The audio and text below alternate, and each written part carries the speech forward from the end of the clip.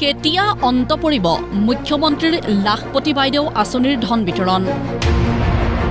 এপ্ৰিলত আৰম্ভ কৰা আঁচনিখনৰ জৰিয়তে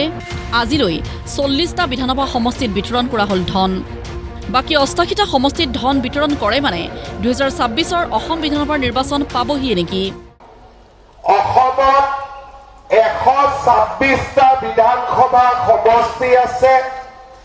আজি আমাৰ 40 নম্বৰ মিটিং তাৰ মানে 40টা বিধানসভা সমষ্টিৰ আইমাত্ৰীয়ে ইতিমধ্যে পুঁজি লাভ কৰিলে আৰু অনাগত দিনত বাকি 86টা সমষ্টিটো আমি এই পুঁজি বিতৰণ কৰিম বিহাৰক লৈ বিৰোধীৰ অভিযোগ ভোট চুৰিয়ে নহয় ভোট কিনিবও পাৰি অসমতো হেয়াই হ'বগৈ নেকি মুখ্যমন্ত্ৰীৰ মহিলা উদ্যমিতা অভিযানৰ তেওঁলোকৰ প্ৰাপ্য ধনৰাশি বিতৰণ কৰিলো ইয়াৰ পূৰ্বে বঙাইগাঁৱত বিতৰণ কৰা সম্পূৰ্ণ হৈছে আজি অভয়াপুৰীটো হ'ল 2 এদিনৰ ভিতৰতে আমি সিজন গামতো এই ধন বিতৰণ কৰিম অসমৰ 30 লাখতকৈ অধিক মহিলা এই আঁচনিৰ পৰা উপকৃত হ'ব অভয়াপুৰীত মুখ্যমন্ত্ৰীৰ মহিলা উদ্যমিতা আঁচনিৰ ধন বিতৰণ কৰা হ'ল আজি প্ৰায় 23,000 মহিলাক চেক বিতৰণ পৰ্বৰ শুভাৰম্ভণি কৰি আত্মবিশ্বাসী মুখ্যমন্ত্ৰী কোনো মহিলাই এনে খৰচ কৰা নাই আঁচনিৰ ধন এতিয়ালৈকে কোনো মহিলাই এই টকাৰ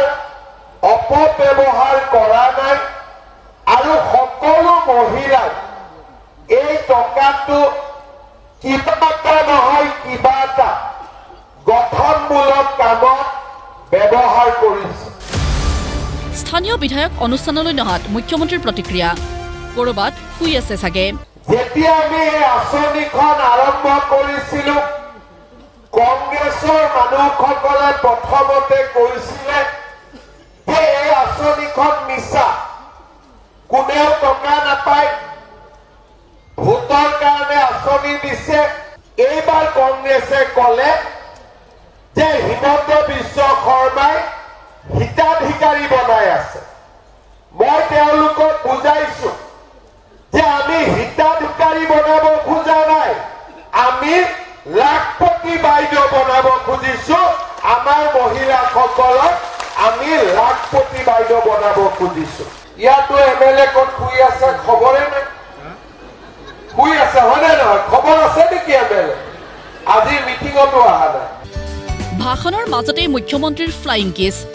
বিচাৰিলে কাগজ এখন লৈ ঘূৰি ফুৰা কোনোবা বাবুক লাগিব না নালাগে এই তুমকে ৰেচন কাৰ্ড লাগে তই স্কুলত যা পঢ় ক্লাছত গৈছ না আজি মা হ'ল ক্লাছ হৈ গ'ল হা আজি পৰীক্ষা আছে হৈ গ'ল পৰীক্ষা ভাল হ'ল নে বেয়া হ'ল ঠিক আছে বঢ়িয়া পৰীক্ষা সদায় ভাল কৰিবি হা মা I love you. এই বাবু এটাই কাগজ এখন লৈ আছিলে ক'ত গ'ল ইয়াতে বাবু এজনে কাগজ এটা লৈ আছিলে ইহঁতক আহিব পিছফালে মা তোৰ পিছফালে আহিব ইহঁতে পিছফালে ৰখাবি তাতে ৰখাবি এই ডিচিছা এই বাবু এজনে কাগজ এখন লৈ আছিলে এইফালে তাক আহাৰ কাৰণে ব্যৱস্থা কৰি দে তুমি বাবা এইফালে আহি যোৱা এইফালে তয়ো উঠিবি ফটো হে ভগৱান তয়ো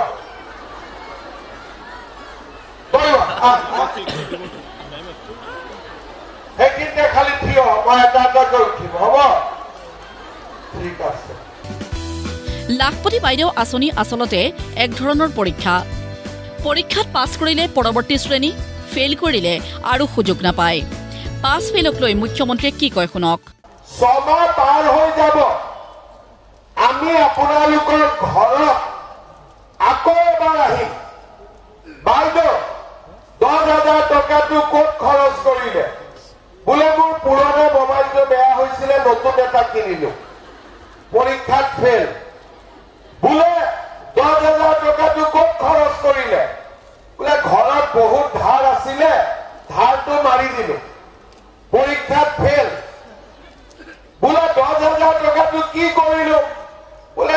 মুখ্যমন্ত্ৰীয়ে 10,000 টকা দিলে, পাওঁতে পাওঁতে বিহু আহিয়ে গ'ল, গতিকে বিহুত কাপোৰ কিনিলো।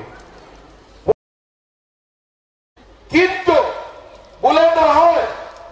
মাননীয় মুখ্যমন্ত্ৰীয়ে কৈ গৈছিলে 10,000 টকা মই গ্ৰুপত দিলো, পৰীক্ষাত পাছ।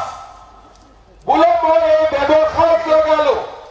পৰীক্ষাত পাছ। বোলে মোৰ হাজবেণ্ডৰ দোকানত লগালো, পৰীক্ষাত পাছ। আকৌ মাতি আনি আমি আপোনালোকক 25,000 টকাকৈ আমি আপোনালোকক দিছো। দুই এগৰাকী বাইদেউ আছে, বোলে ঠিকে আছিলে, কিন্তু এইখিনি কৰি থাকোতে ঘৰত এটা বাচ্চাও জন্ম হৈ গ'ল। তেতিয়া মই সুধিম কিমান নম্বৰ? বোলে 3 নম্বৰ। কোনো কথা নাই। বোলে 4 নম্বৰ পৰীক্ষা ফেল। যদি ঘৰত 4টা 5টা বাচ্চা হয়, তেওঁলোকক চাওঁতেইতো সময় যাব। ক'ত আচাৰ বনাব, ক'ত গাহৰি পুহিব, ক'ত কুকুৰা পুহিব, কাম কৰিবতো নোৱাৰিব। গতিকে 10,000তে পৰীক্ষাত ফেল। অভয়াপুৰীৰ পৰা ইন্দ্ৰনীল দাসৰ ৰিপৰ্ট, প্ৰতিদিন টাইম।